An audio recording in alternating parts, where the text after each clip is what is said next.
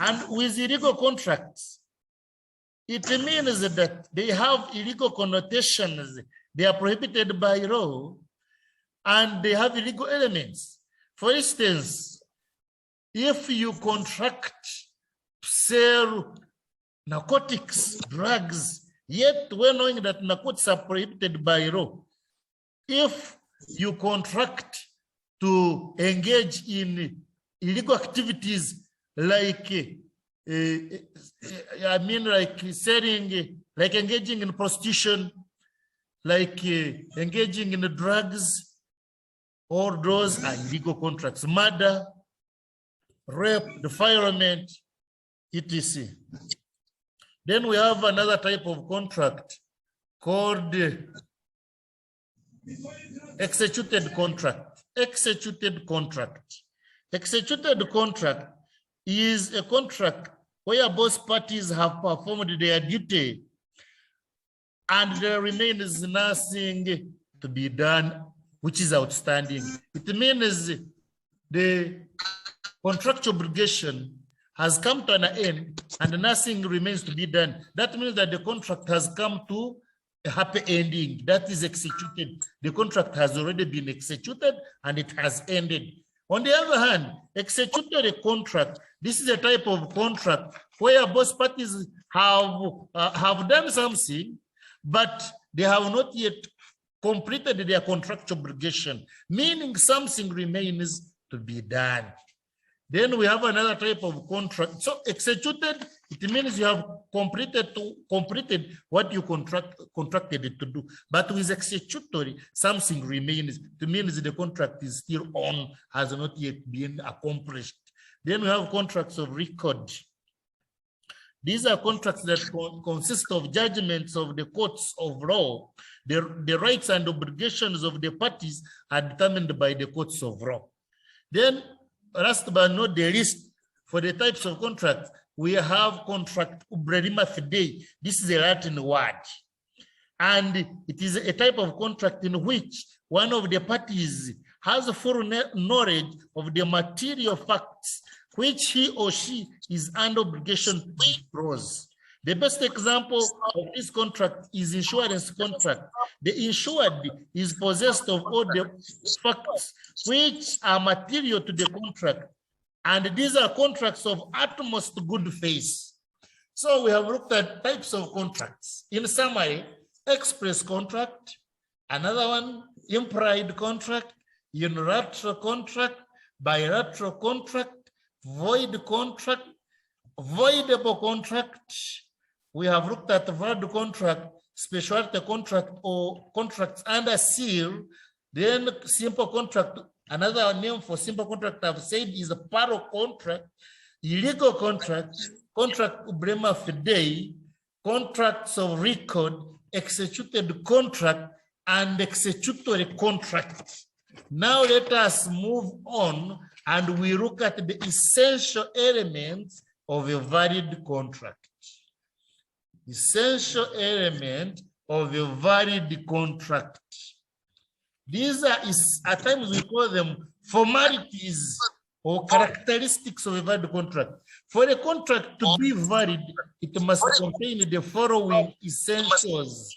The first one is called offer.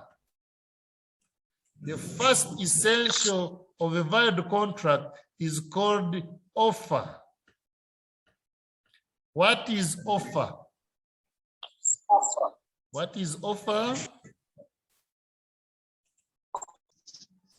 Offer is the first essential element of a valid contract, and offer is defined as an expression of willingness. An expression of willingness. The contract should have a valid offer in order to constitute a valid contract. Obviously, for a contract to be valid, something has to be offered. Something has to be offered. If there is nothing to offer, then there is no valid contract. Then the second element, essential element of a valid contract is called acceptance. Acceptance. Something has already been offered to the parties, and the parties must accept. And what is acceptance? This is a manifestation by the offeree of his or her assent to the terms of the offer. And with a right for acceptance, then a valid contract will be reality. In case something has been offered and the party has refused it, then there is no valid contract. The third one is called consideration. Consideration.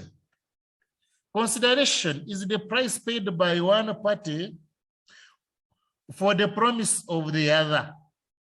An agreement is legally enforced when each party gives something and gets something. You give and you get.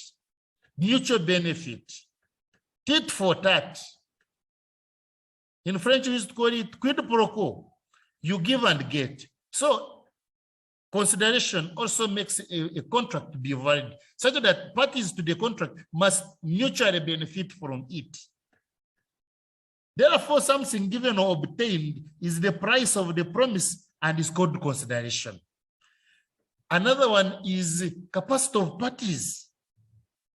The parties to the agreement must be competent to contract, must have contractual capacity. Otherwise, if they lack the contractual capacity, then the contract cannot be enforced by the courts of law. In case the contracting parties lack contractual capacity, for instance, if they are minors mean they are below the age of 18, which is the age of consent, then it means they lack the contractual capacity. If they are lunatics or mad people, if they are alcoholics, and if they are under the influence of drugs, drug addicts, then they cannot enter into a valid contract. Therefore, contractual capacity or the capacity of the parties is also another essential element of a valid contract. Parties must be above the age of 18, should not be minors. They must not be drunkards, drug addicts, and lunatics or mad people, madmen. Let us look at another essential element called free consent. Free consent means that the parties to the agreement must consult their minds and must enter into the agreement with free consent. Otherwise, a contract which is entered into by parties out of force or duress is not a valid contract. And free consent in Latin is what we call consensus ad idem. Let us proceed with another element of a valid contract: intention to create legal obligation. Unless the courts of law are satisfied that the parties intend that the agreement should be legally binding, then the courts will not take notes of them. It means that the subject matter entered into should be legally binding. If you enter into a subject matter which will not be legally binding, then the courts will not take notes of the agreement. And that means the contract will not be valid. Then another essential element of a valid contract is called possibility of performance. Possibility of performance. Possibility of performance, it means that if the act is impossible in itself, physically, legally, then the agreement cannot be enforced by law.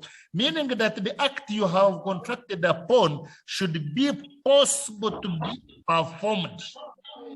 Entering into a contract, for instance, to manufacture firearms, when you know that in Uganda, it is not the prerogative of private individuals to engage in such an activity, it means the contract is not valid.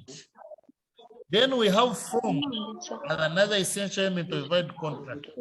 Certain exceptional types of contracts are only valid if only prescribed in certain forms.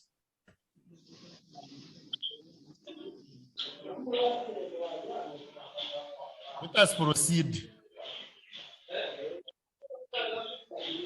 I've said that from certain